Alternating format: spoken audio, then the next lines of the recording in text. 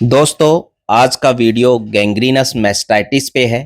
ये पशुओं के थनों में होने वाली कौन सी बीमारी है, इसमें क्या सिम्टम आते हैं और इसका स्टिक इलाज क्या होता है, इसको जानेंगे।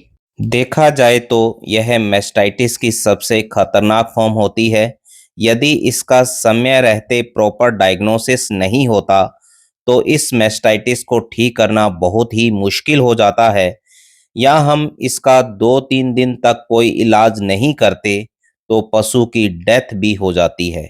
इस बीमारी के लक्षणों की बात करें तो इसमें थनों व अडर में इन्फ्लामेशन हो जाती है, भयंकर दर्द होता है, टीट व अडर पे स्वेलिंग आती है, अडर व थनों वाले एरिया में नेक्रोसिस हो जाता है, अर्थात वहाँ की टिश्यू की डेथ हो जाती है। थनों व अडर वाला हिस्सा काला व नीला पड़ जाता है, अर्थात वहां गैंग्रीन हो जाती है। जिस हिस्से में गैंग्रीन डेवलप हुआ है वह हिस्सा ठंडा पड़ जाता है, क्योंकि उस हिस्से में ब्लड फ्लो कम हो जाता है या बंद हो जाता है। वहां से गंदी स्मेल आने लगती है। उस एरिया से गंदे भूरे रंग का डिस्चार्ज निकलता रहता है। वहां का टिश्यू स्लफ ऑफ होता है, तो वहां बड़ा जख्म या घाव बन जाता है।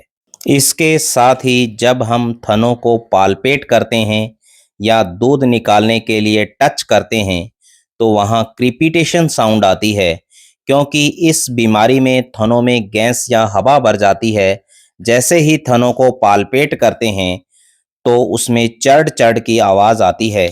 इसके अलावा पशु में सिस्टेमिक साइन आते हैं, जैसे कि पशु का बॉडी टेम्परेचर बढ़ जाता है, पशु का खाना पीना बंद कर देता है, पशु कमजोर हो जाता है और डिहाइड्रेशन की कंडीशन हो जाती है। बैक्टीरियल टॉक्सिन बढ़ने से टॉक्सेमिया कंडीशन हो जाती है, जिसके कारण पशु की डेथ हो जाती है।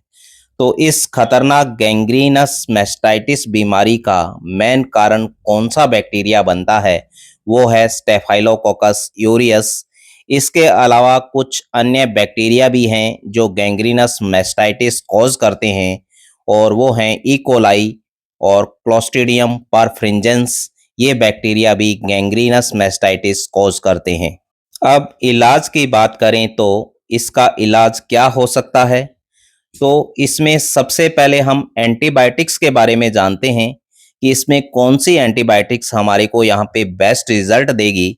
वैसे हम जानते हैं कि स्टेफाइलोकोकस व स्ट्रेप्टोकोकस बैक्टीरिया के विरुद्ध स्ट्रेप्टोपेनिसिलिन एंटीबायोटिक सबसे बेस्ट मानी जाती है।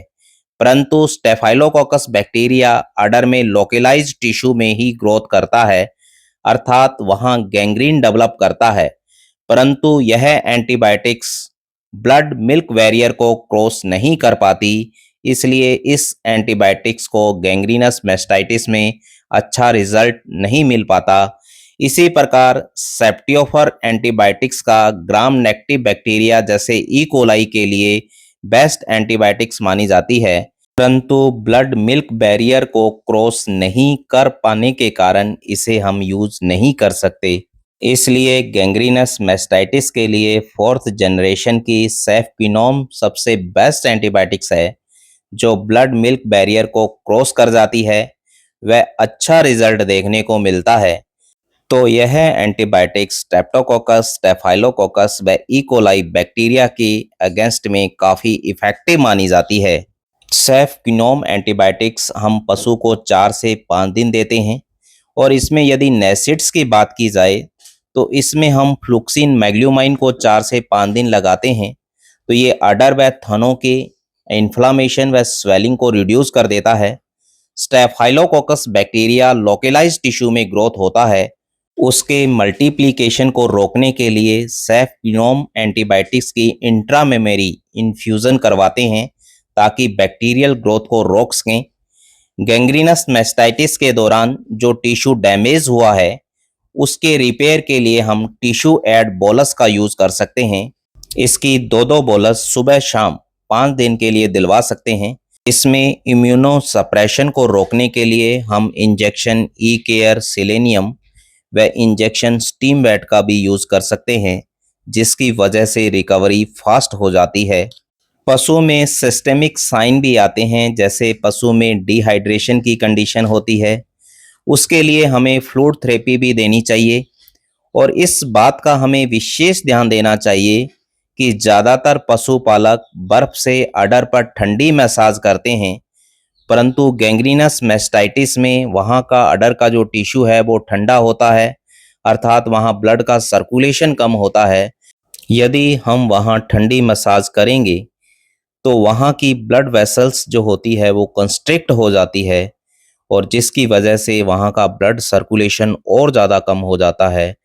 तो इसलिए अडर पर बर्फ से ठंडी मसाज नहीं करनी है।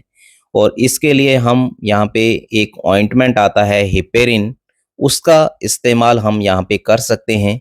और इस ऑइंटमेंट का अडर पर लेप करवाते हैं तो ये ब्लड सर्कुलेशन को बढ़ा देता है, ताकि हम ज़्यादा से ज़्यादा अडर टिश्यू को गैंग्रीन होने से बचा सकें। इस प्रकार से लाइन ऑफ ट्रीटमेंट से यदि हम ट्रीटमेंट करते हैं तो गैंग्रीनस मैस्टाइटिस का इलाज हो सकता है। और यदि किसी थन या अडर में जिस पार्ट में गैंग्रीन होता है और गैंग्रीन हो चुका है, तो उस कंडीशन में उस हिस्से को वहाँ से एम्प्यूट करना पड़ता है। दोस्तों, इस वीडियो की जो जानकारी यदि आपको अच्छी लगी है तो प्लीज़ वीडियो को ज़्यादा से ज़्यादा लाइक करें, शेयर करें। धन्यवाद।